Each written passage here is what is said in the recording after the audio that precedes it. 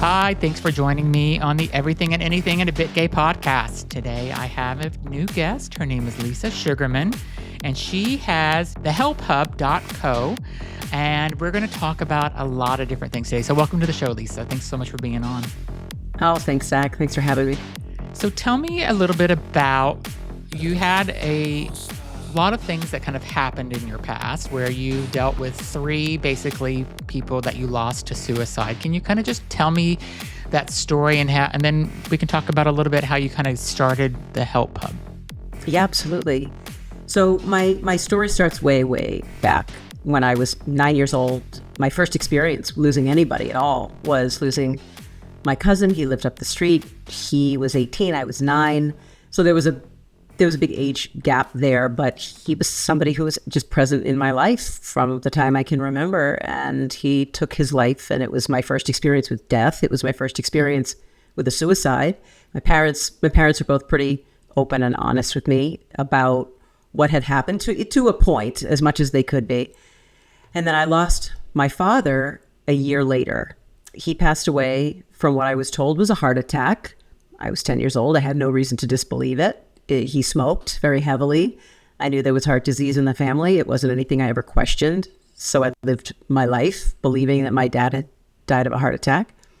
And then about 4 years ago, my husband and I lost one of our closest childhood friends since the time we were 5 years old. He took his life. So it's just been this ever-present kind of loss in my life. And yeah. I learned about 11 years ago, very much by accident, that my dad actually did take his life. So how did you find that out?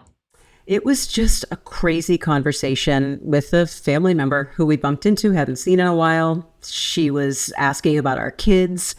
We were asking about her kids. And in the course of that conversation, out of the blue, she just kind of pulled the pin on a grenade and threw it in my direction and said, have your kids had the same mental illness that your dad had?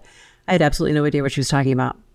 And did it make you have to go through that again of losing him?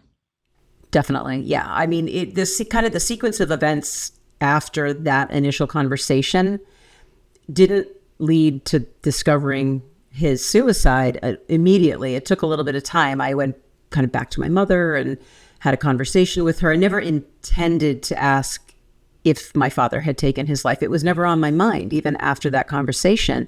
But something must have been there subliminally, because the next time I was with my mother, we were talking about my dad, and I asked if he was depressed. I had never asked her that before. She said yes. At the very end of his life, he was depressed.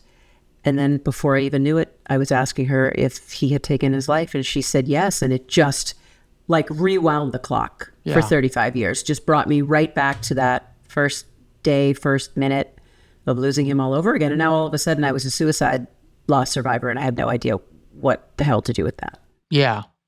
So you have kids. Mm-hmm. Were you worried about suicide with them since that happened with your father? Did that cross your mind at all? It did, but not until a little bit later. Those first couple of years after learning that my dad had taken his life were just chaotic. My brain was just in 1,000 different places all at once and nowhere all at the same time. It just was so surreal for me for a long time. Mm-hmm. And my kids were teenagers, middle school and high school at the time, and they didn't present with any kinds of issues at that time. Ultimately, they both had issues with their mental health. They both struggled with anxiety. One of my older daughters had depression, and have both seen therapists and gone on medication and done incredible work on themselves. But when I found all this out, those things had not surfaced yet. So it wasn't until a few years after I learned about my father that I really started to feel like, okay, it's going to become necessary at some point for me to talk to the girls. And I didn't want to do it until I felt like they were old enough. And when they were in high school, I felt like it was the time. And that's usually when you start to see signs of something. So I sat them down and I explained to them what I had found out and what the truth was, and kind of what that genetic cocktail meant for them and what it could mean for them. Mm-hmm. And just kept the conversation and the lines of communication open, and just made sure they understood that if things did come up for them, they could talk to us, they could talk to each other, they could find a therapist. We'd be there to support them. And ultimately it did, but it definitely was something that we all had to come to terms with in our own way, because it was very different from the past that I had my entire life. Yeah. Whenever you think about like all the things that are, and I don't want to get political on the show. I try to stay away from it. It's hard not to in today's world, but whenever you hear about the 988 hotline being taken away or possibly being shut down because the government doesn't want to fund it, or they want to for whatever reason, what do you think? I mean, like, it's suicide is so much of a part of our culture today that people are trying to prevent it, and then taking away a hotline like that, it doesn't make sense. What are your thoughts on that? Well, like you, I don't like to get political either, but it's hard to stay away from it, especially when things like that are on the chopping block, things that make absolutely no sense. No sense. Things that will end people's lives, things that will harm people, that will take away the safeguards for protecting people who may not have any other way of protecting themselves. Because you got to remember, these lifelines that exist, those are functioning for people in large part who maybe don't have insurance, who don't have the means to go to a therapist or have that kind of support. So it's literally a lifeline. For me, it's a complicated question. There's a lot of intersectionality for me with the question you're asking, because number one, I'm a crisis counselor. I'm a certified 988 crisis counselor. I've been a crisis counselor on the Trevor Project's Lifeline for 3 years. That's awesome. That is amazing. So, thank you. It is one of the gifts and joys of my life. It really is, being on the Lifeline. And I also, and I know that a lot of what they're talking about is really focused toward lifelines that are for the queer community. And I'm a member of the queer community. My daughter is part of the queer community. I'm a counselor on a queer lifeline, and I see what these lifelines are for people who are in crisis, how they help, how they inject people with hope when they're hopeless and they show up on the phone wanting to end their life. And it affects me in so many different ways. It makes me so unbelievably angry. It makes me sad. It makes me feel like everything is going in the wrong direction. We're prioritizing things that are ridiculous. I don't want to go into so many of the things that are now federal priorities that shouldn't be. Yeah. And a lifeline is not a priority. I cannot see the wisdom in that at all. It's absurd, and it makes me furious. And I wonder if they just look at the numbers, though, of how many lives were saved, whether they're queer lives or not. I mean, it could be a mother that is going through an issue with whatever. It could be anyone that's calling this line. So they should really look at the numbers on how many people have been saved by these type of lifelines, and to think that those people couldn't be here today if it was, how many, I don't know. I just can't wrap my mind around why they would take that away. It's a financial decision. That's the sad fact. There is no emotional side. There is no human side of the decision that's being taken into account. It's just slashing whatever the government is now considering to be non-essential. And I can't imagine who would ever think that a lifeline is non-essential. Yeah. But these decisions are being made in an incredibly small vacuum. Yeah. And there is not a lot of thought or rational data or opinion being factored into these decisions. And it's very unfortunate, because a lot of people are going to be lost because these lifelines don't exist. So if you're listening to this conversation and you're someone who has maybe called the Lifeline in the past and it's been helpful to you, call your senators, call your representatives. We are all out there. The Trevor Project has got, I'm circulating a petition to your local government officials to try and make sure that we elevate it to a priority to save it and preserve it, because it needs to be preserved. So tell me a little bit about what you do with the Trevor Project, because I mean, it's such an amazing organization, and thank God it's there. I mean, it's so amazing. So what's your role? So for anybody who's listening who does not know what the Trevor Project is, We are a nonprofit organization that's dedicated to providing crisis and support services for at-risk LGBTQ youth. We have a pretty specific age bracket, so our demographic is ages 13 to 24. That being said, we get calls all the time from people who are out of our demographic, and we, of course, will take every single call from anyone that we ever get. But that's our primary demographic, is youth in crisis. And we do a lot of things. We've been around for 27 years, which a lot of people don't necessarily... I didn't realize it was that long. Yeah. It's the origin story is pretty interesting. There were 3 movie producers, and they started it as, it was a short film that won an Oscar back 27 years ago. And it was about a boy who was struggling with his sexuality and was getting bullied. And when they were going to feature this film during the Academy Awards, they wanted to have some kind of support in case they were at-risk youth. So the producers decided to put a helpline in place for the night of the Oscars. And they got something like 1,500 phone calls that night. It has been running 24 hours a day, 7 days a week ever since. Wow. Yeah. And do you think that, I mean, in some ways, the world is more accepting of the LGBTQ?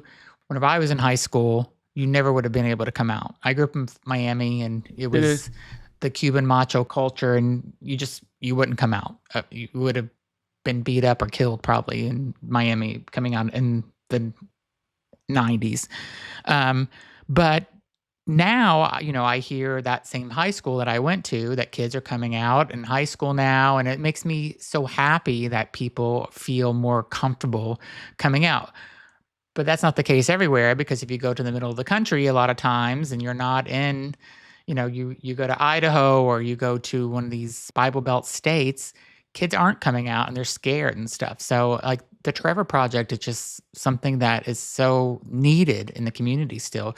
But my question to you is do you see less calls coming in, or do you see more since the population's grown and more people are feeling more able to come out? I mean, granted, I've only been on the Lifelines for 3 years. I know that just in the past year, not even year, 6 months, pretty much since the most recent election, we have seen such an incredible spike in our call volume because people are terrified. I mean, like you said, we've made improvements, we've made advancements, but at the same time, too, there's a bit of a backslide, too. A lot of our rights are under fire. A lot of rights are being taken away and questioned. And it's a tough time. It's just a very, very difficult time to be a human right now in this country, let alone to be a marginalized community member. Yeah. And if you're part of the queer community, then you are. And it's tough. And so we have definitely seen an increase because people are they're terrified. But back to your original question, I want to make sure that I answer it about what do I do on the Trevor Lifeline. Yeah. So it functions the same way 988 functions. In fact, we all kind of get each other's overflow at times. People will call not just because they're suicidal, which is what a lot of people think when they think of suicide and crisis lines. They think like, well, I can't call. I'm having a bad breakup and I'm in a depressive state. There's no way I can call a Lifeline. Yes, you can. It's for anybody who's experiencing any kind of mental crisis. And for you, what might be stressful, it might not be stressful for me and vice versa. So it's all subjective. So maybe you're dealing with abuse. Maybe you're dealing with homelessness, or you lost your job, or maybe you're terrified to come out, or maybe you are suicidal. Any of those things are a reason to pick up the phone and call us at a Lifeline. And Trevor happens to have a few different elements to our platform. So we have our traditional pick up the phone and call 866-488-7386 and get someone like me. Yeah. Then there's also a texting platform, which some people don't know exists. You just dial 678 start, and you can talk to somebody over a texting app instead. So we have a lot of different options. We also have a big community space, a moderated and safe, protected community space called Trevor Space, where people can go and connect with maybe other youth or other young people who are dealing with the same issues in more of a conversational, without crisis counselors. It's more of a find other people who are dealing with what you're dealing with and get connected and find out how they're handling what they're handling. So we have lots of different services, including a huge directory of assets and resources. tell me a little bit how you got the Help Hub started. Like, why? Why did you start it? And tell me a little. Tell the audience what it's about as well. The Help Hub is one of, now at this point, it's become one of the largest, most inclusive destinations online, free destinations for mental health resources, tools, and content. Okay. And so I'm the one who manages the Help Hub. It is my website transformed from what it used to be, the place where I used to kind of, showcase the work that I did. It really just has completely transformed in the past year into a place where anybody in any community can go to find the resources that suit their unique needs. Yeah. And here's what makes it a little different. And the impetus for me for creating this was really just an interest in finding resources for people, like being on the Lifelines and being so involved in helping people connect with the resources and support that they need. I was always accumulating all these resources. And so I would add them to my little resource page on my old website. And then it would end up becoming this crazy, unwieldy, long list of resources that had no structure. And you really would have to invest a lot of time to go through this to search list. it. Yeah. Exactly. Yeah. So I really kind of broke it apart and realized that what I felt people needed, and I couldn't find it myself, so I started to build it, was a one-stop shop that was free, that was accessible, where people could go to find resources that suited them. Like, let's say we're part of the BIPOC community. What you might be experiencing in the BIPOC community, if you're dealing with grief or loss or mental illness, might be different than someone in the queer community is experiencing, or Latinx community, or a veteran, or the elderly. So everybody goes through the same stuff. They just go through it and experience it in a different way depending on their community and their background. Yeah. So I wanted there to be a place where anybody in any community could go and be like, oh, okay, I can find resources for the AAPI community right here that suit me and my needs, while somebody else could find something, some crisis resource, or if I'm a parent looking for resources for my kids, I can find it in the same place, just on a different tab. Yeah. So that's really essentially what the Help Hub is. You land on the homepage and there's a very big, very easy to navigate grid. And the grid has just whatever the category might be. It might be mindfulness or grief resources or crisis support resources. And you click on that and you'll find resources that have been vetted. Everything has been vetted by me. And you don't have to think about it. You don't have to research it.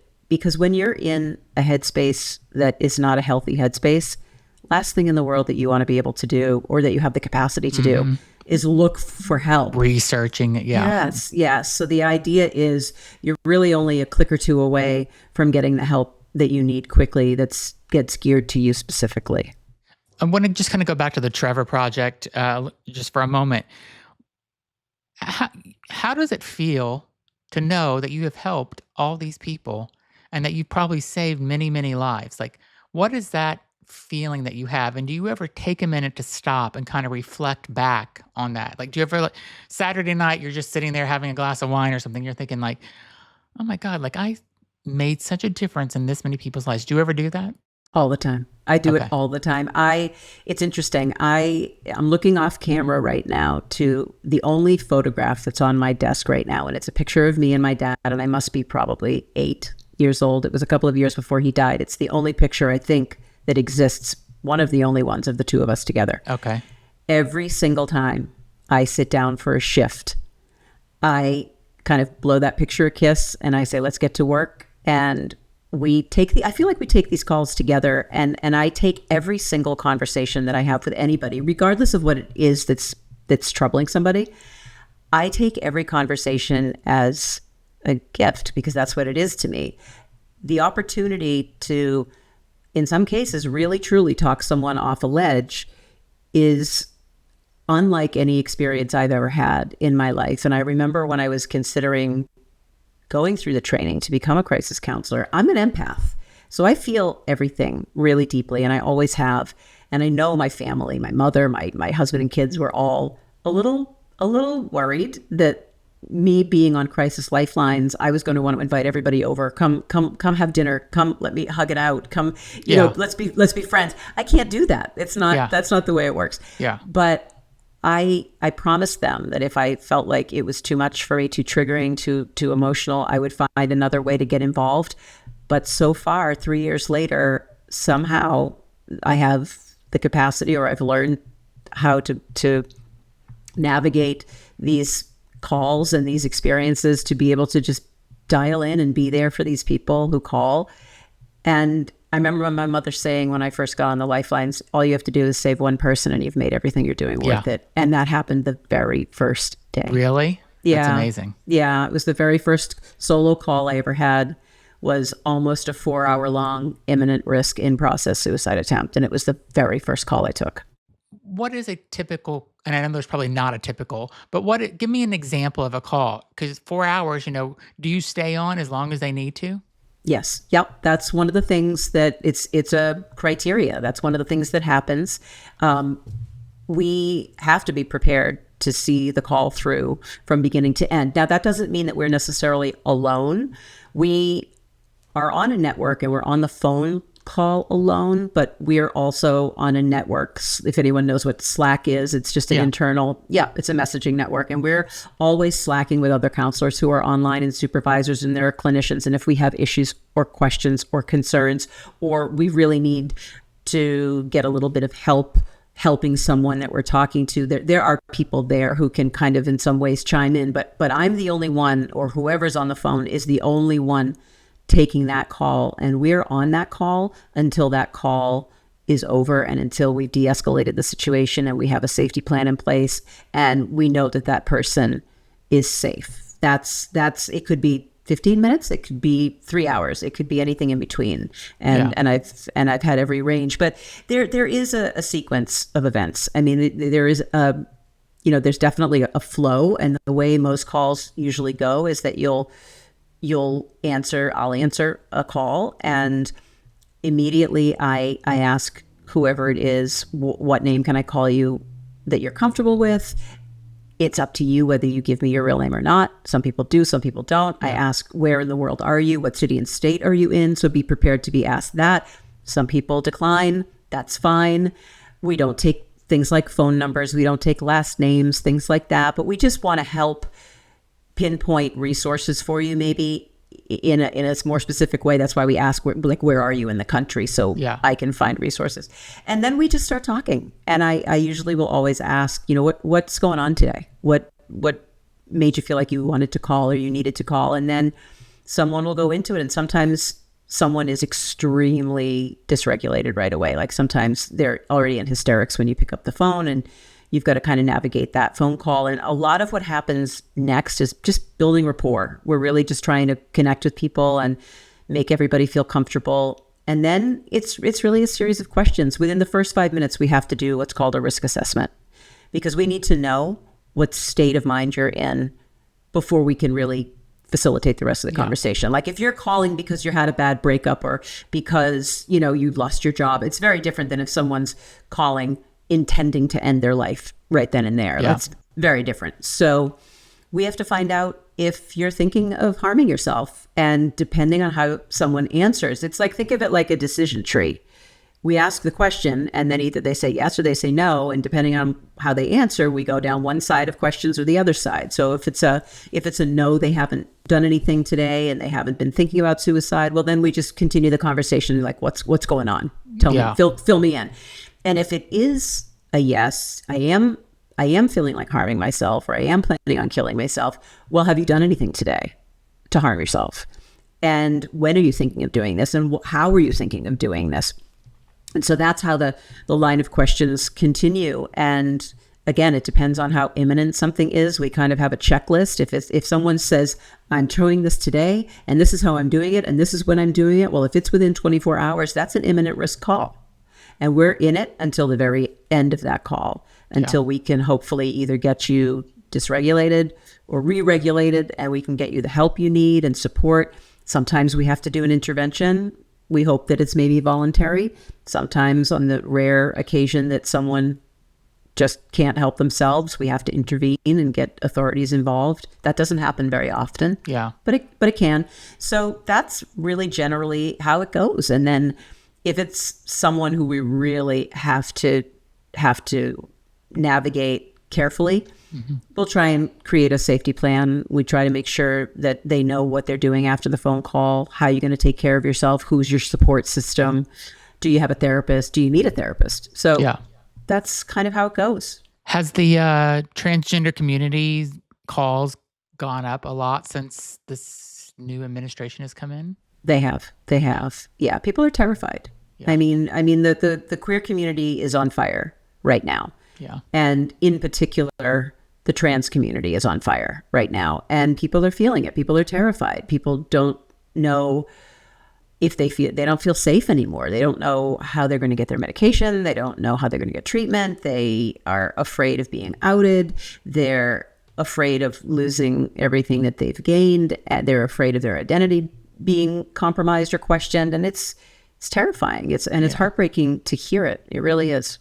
Well, I think anybody that does call is incredibly brave for doing it, because I think it's a huge decision to call and try to get help. So, I applaud anybody that has done this. So it's really, brave. That's the best word I can come up with. I respect it. Yeah, it is. It's incredibly courageous, and a lot of people are doing it for the first time and they don't know what to expect. And that's why it's so valuable when you ask a question like, what happens? What can someone expect? Like, that's so valuable. If there's even one person listening to our conversation and they were considering calling and needed help and don't have an outlet, and now all of a sudden maybe they're less concerned about anonymity, or they're a little bit more comfortable because now they get a feel for what the process might be. That's my hope, is that conversations like this will encourage more people to just pick up the phone and call, because that's what we're there for. Yeah. Well, Lisa, I think what you're doing is amazing. Your name of your website is thehelphub.co. I will put it in the description of the podcast. Also, if you're seeing this on social media, I'll put it in my social media too. And thank you so much for the work you do. Like, it's really, really amazing. And we need more people like you in the community that care. So thank you for doing that. You are so, so welcome. I can't imagine doing anything else at this point. I'll do it as long as they let me. Great. So go to, again, thehelphub.co and check the description of this podcast. I'll put in there. And thank you so much for being on, Lisa. You were a fabulous guest. Oh, it was my pleasure. Okay. Thanks. Have a good weekend.